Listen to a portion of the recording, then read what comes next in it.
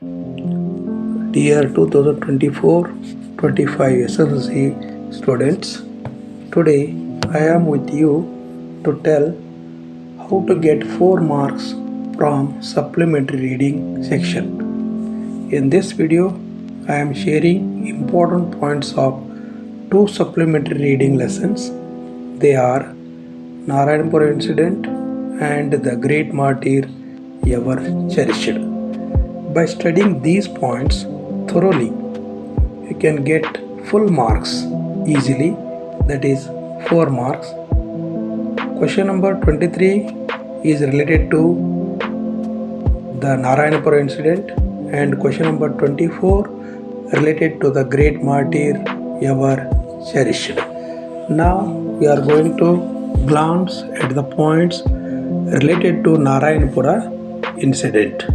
ಆತ್ಮೀಯ 2024-25ನೇ ಸಾಲಿನ ವಿದ್ಯಾರ್ಥಿಗಳೇ, ಇವತ್ತು ನಾನು ನಿಮ್ಮ ಜೊತೆ ಸಪ್ಲಿಮೆಂಟ್ರಿ ರೀಡಿಂಗ್ನಲ್ಲಿ 4 ಅಂಕಗಳನ್ನು ಹೇಗೆ ಪಡೆದುಕೊಳ್ಳಬಹುದು ಎನ್ನುವುದನ್ನು ನಿಮ್ಮ ಜೊತೆಗೆ ಚರ್ಚೆ ಮಾಡ್ತಾಯಿದ್ದೀನಿ.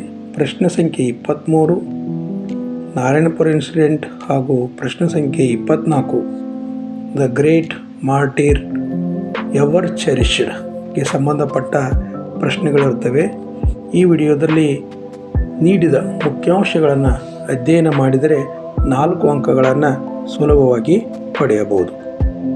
ಮೊದಲನೇದಾಗಿ Narayanapura incident. The students were marching to give notice to DYSP to release their teacher. There were no slogans and shouts, so Manju and Babu were not happy. There was cyclostyle machine and printed materials about agitation. The students were making copies of Mahatma Gandhi's speech. Sub-inspector came to Mohan's house to give warning about their activities regarding freedom. ನಾರಾಯಣಪುರದಲ್ಲಿ ವಿದ್ಯಾರ್ಥಿಗಳು DYSP ಹತ್ರ ಒಂದು ಪತ್ರವನ್ನು ಹಿಡಿದುಕೊಂಡು ತಮ್ಮ ಶಿಕ್ಷಕರನ್ನು ಬಿಡುಗಡೆ ಮಾಡಲಿಕ್ಕೆ ಕೇಳಲಿಕ್ಕೆ ಹೋಗ್ತಾರೆ. There were no slogans and shouts. ಆ ಸಂದರ್ಭದಲ್ಲಿ ಯಾವುದೇ ರೀತಿಯ ಘೋಷಣೆಗಳು ಇರೋದಿಲ್ಲ ಮತ್ತು ಹಾಗೆ ಯಾವುದೇ ರೀತಿಯ ಚೀರಾಟಗಳು ಇರೋದಿಲ್ಲ.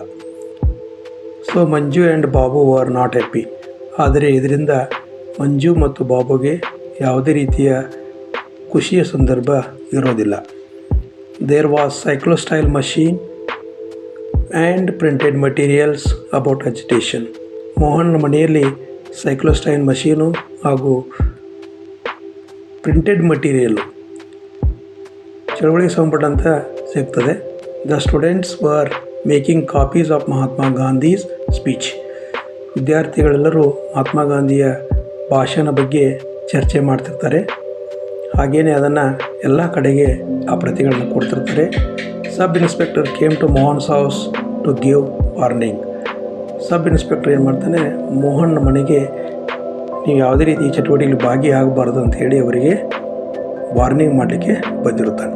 ಈಗ ಇನ್ನೊಂದು ಸಪ್ಲಿಮೆಂಟ್ರಿ ರೀಡಿಂಗ್ ಆದಂಥ a great martyr ever cherished ಬಗ್ಗೆ ಮುಖ್ಯವಾದಂಥ ಅಂಶಗಳನ್ನು ನೋಡೋಣ. Hanif lost his father, he missed his mother's love. He was good in art. He made beautiful cards. He played drums. He learned his own responsibility. He was introvert. Later, he made friends. He joined the army to serve the country. He died in Kargil war. Turtuk sector was renamed after him. ಈ ಪಾಠದಲ್ಲಿ ಒಬ್ಬ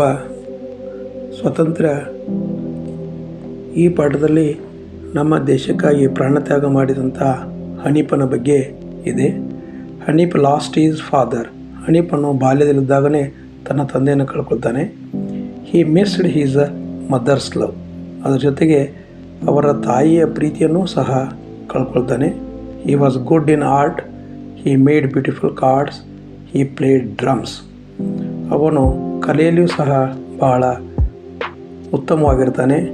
ಬಹಳ ಉತ್ತಮವಾದಂಥ ಕಾರ್ಡ್ಸ್ಗಳನ್ನು ಮಾಡ್ತಿರ್ತಾನೆ ಮತ್ತು ಡ್ರಮ್ಸ್ಗಳನ್ನು ನುಡಿಸ್ತಾನೆ. He learned his own responsibility. ಅವನು ತನ್ನ ಜವಾಬ್ದಾರಿ ಏನು ಎಂಬುದನ್ನು ಆಗಲೇ ಕಲ್ತಿರುತ್ತಾನೆ. He was introvert, later he made friends. ಅವನು ಪ್ರಾರಂಭದಲ್ಲಿ ಅಂತರ್ಮುಖಿಯಾಗಿದ್ದ, ತದನಂತರ ಒಳ್ಳೆಯ ಸ್ನೇಹಿತರನ್ನ ಮಾಡಿಕೊಂಡಿದ್ದ. He joined the army to serve the country. ದೇಶಕ್ಕಾಗಿ ಸೇವೆ ಸಲ್ಲೋದಕ್ಕಾಗಿ ಅವನು ಸೇನೆಯನ್ನು ಸೇರಿಕೊಂಡಿದ್ದ. He died in Kargil war. ಆದರೆ ಕಾರ್ಗಿಲ್ ಯುದ್ಧದಲ್ಲಿ ಅವನು ಹುತಾತ್ಮನಾದ. Turtuk sector was renamed after him. ಅವನ ನೆನಪಿನ ಅರ್ಥ ತುರ್ತುಕ್ ಸೆಕ್ಟರ್ ಅಂತ ಪ್ರದೇಶವನ್ನು ಅವನ ಹೆಸರನ್ನು ನಮ್ಮ ಸರ್ಕಾರವು ಇಡ್ತದೆ.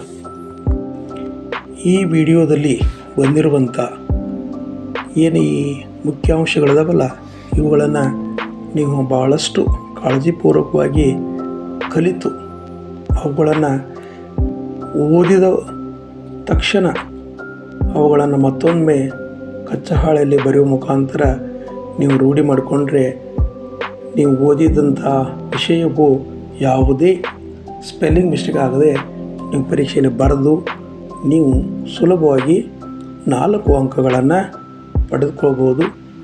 ಅದಕ್ಕಾಗಿ ಎಲ್ಲ ವಿದ್ಯಾರ್ಥಿಗಳು ಈ ವಿಡಿಯೋವನ್ನು ನೋಡಿ ಹಾಗೆಯೇ ಈ ನಮ್ಮ ಯೂಟ್ಯೂಬ್ಗೆ ಸಬ್ಸ್ಕ್ರೈಬ್ ಆಗ್ತಾ ಇನ್ನೂ ಹೆಚ್ಚಿನ ವಿಡಿಯೋಗಳನ್ನು ತಾವು ಈ ಯೂಟ್ಯೂಬ್ ಚಾನಲ್ ಪಡಿತೀರಂತ ಹೇಳಿ ತಾವೆಲ್ಲರೂ ಸಬ್ಸ್ಕ್ರೈಬ್ ಆಗಿರಿ, ಶೇರ್ ಮಾಡಿ ಮತ್ತು ಲೈಕ್ ಮಾಡಿ.